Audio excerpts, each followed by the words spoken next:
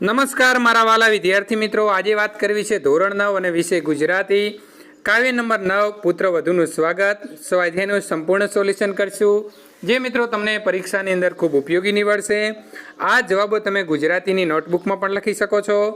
આપણી ચેનલમાં તમામ વિષયના સ્વાધ્યાય સોલ્યુશન સાથે મૂકવામાં આવે છે, તો એ પણ તમે પ્લેલિસ્ટમાં જઈ અને જોઈ શકો છો. એ પહેલાં ચેનલની અંદર પ્રથમ વખત આવ્યા છો તો ચેનલને સબસ્ક્રાઈબ કરી બાજુમાં આપેલા બેલ આઇકનની અંદર ઓલ નોટિફિકેશન કરી દેજો. પ્રથમ આપણે મિત્રો જોઈશું કાવ્યનું નામ, તો પુત્રવધુનું સ્વાગત. સાહિત્ય કૃતિનો પ્રકાર છે ગીત.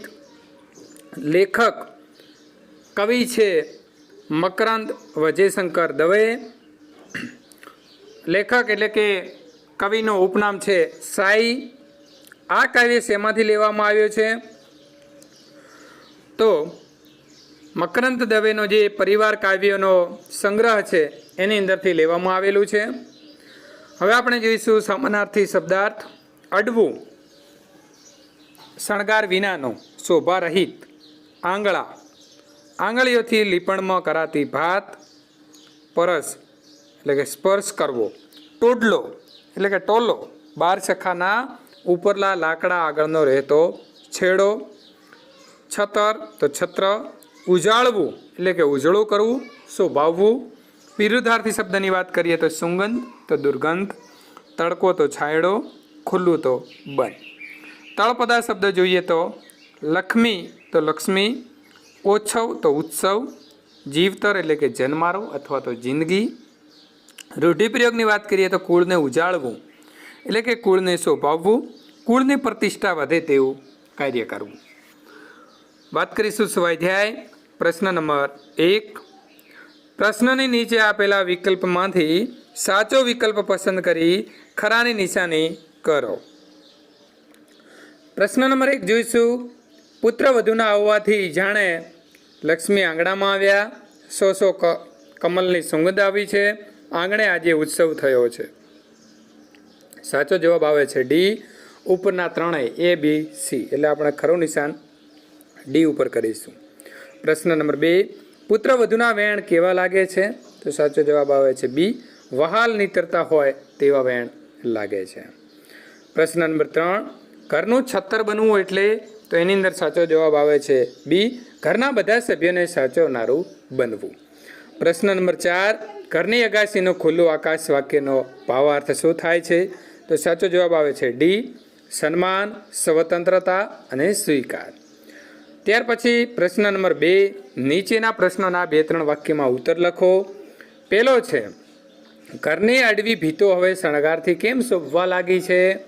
તો સાચો જવાબ આવશે ઘરની ભીતોને પુત્રવધુની આંગળીઓનો સ્પર્શ થયો, એટલે ઘરની ભીતો આજ સુધી સૂની હતી, પરંતુ હવે પુત્રવધુની આંગળીઓનો સ્પર્શ થાત ભીતોએ જાણે સૌંદર્યનો શણગાર સર્જ્યો હોય એમ લાગે છે.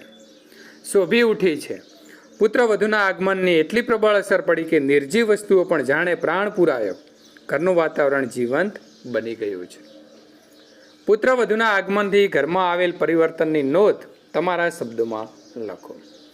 તો જવાબ આવશે કે પુત્રવધુના આગમનથી ઘરમાં આનંદ છવાઈ ગયો છે. પુત્રવધુ તો ઘરની લક્ષ્મી છે. તેના આવવાથી સો કમળના સુગંધ ફેલાઈ ગઈ છે. આંગણે ઉત્સવનું વાતાવરણ સર્જાયું છે. જે આજ સુધી ઘરની ભીતો સૂની હતી, પરંતુ હવે પુત્રવધુની આંગળીઓના સ્પર્શ થતાં જ ભીતોએ શણગાર સર્જ્યો છે. એણે સૌના દિલ જીતી લીધા છે. પુત્રવધુ તો ઘરનું છત્ર, છાંયડી અને અગાસીનું ખુલ્લું આકાશ છે, એટલે કે સાસરીના આબરૂનો ઢાંકણ છે. એની શીતળ છાયામાં સૌ નિશ્ચિત છે. ખુલ્લા આકાશની જેમ એ ખુલ્લા દિલની છે. ત્યારબાદ પ્રશ્ન નંબર 2. પુત્રવધુનું આગમન ઘર માટે ઉત્સવ બની ગયું છે એમ કવિ શા માટે કહે છે? તો બીજા પ્રશ્નનો જવાબ આવશે પુત્રવધુનું આગમન ઘર માટે ઉત્સવ બની ગયું છે એમ કવિ કહે છે કારણ કે પુત્રવધુનું આવવું એટલે લક્ષ્મીનું આવવું.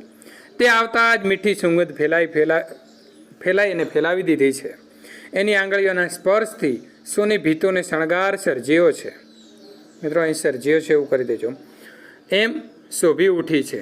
એના શબ્દોમાં વહાલ વરસતું હતું. એણે વહાલથી સૌના હૃદય જીતી લીધા છે. એ ઘરનું છત્ર અને શીતળ છાયડી સમી છે.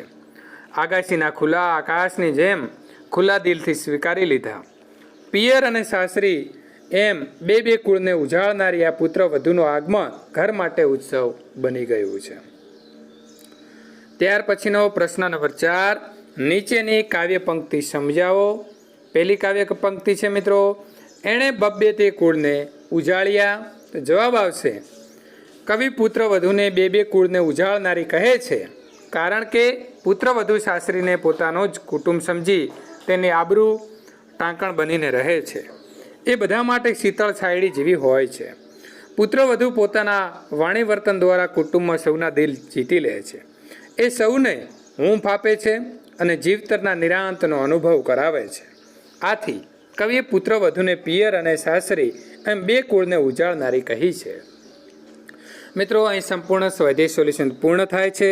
એ પછીના પાઠનું જો તમે સ્વાધ્યાય સોલ્યુશન જોવા માગો છો અથવા વિજ્ઞાન, સામાજિક વિજ્ઞાન વિષયનું જોવા માગો છો તો એન્ડ સ્ક્રીન જે દેખાય છે એના ઉપર ક્લિક કરી અને જોઈ શકો છો.